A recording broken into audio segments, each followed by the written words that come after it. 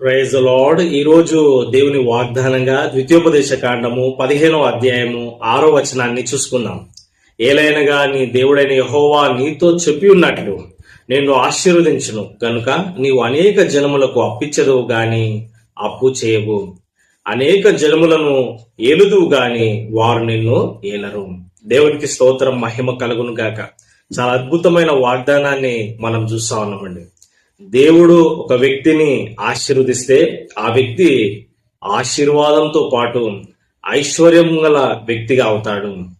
యెహోవా ఆశీర్వాదము ఐశ్వర్యం ఇచ్చును అని సామెతల గ్రంథంలో రాయబడినట్లు, దేవుడు దీవిస్తే నువ్వు ఐశ్వర్యవంతునిగా సమృద్ధి గల జీవం కలిగిన వ్యక్తిగా ఉంటావు.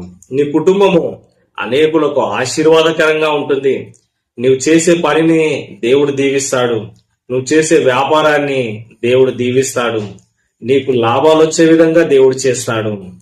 నీ దేవుడైన యెహోవా నీతో చెప్పినట్లు ఆయన చేసిన వాగ్దాన ప్రకారం నిన్ను ఆశీర్వదిస్తాడు గనుక నీవు అనేకులకు అప్పిస్తావు గాని అప్పు చేయవు.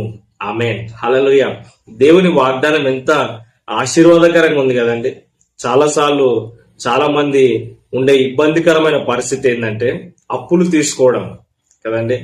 నా దగ్గర డబ్బులు లేవండి, నాకు కొంచెం అప్పు ఇయ్యరా, మరి లోన్ ఇయ్యరా అని బ్యాంకుల దగ్గర డబ్బులు లేవండి, ఈఎంఐలో ఈ వస్తువు కొనుక్కోవచ్చా అని చాలాసార్లు మనము అప్పులు చేస్తూ ఉంటాం. ఈ అప్పుల నుంచి దేవుడు విడిపిస్తాడు.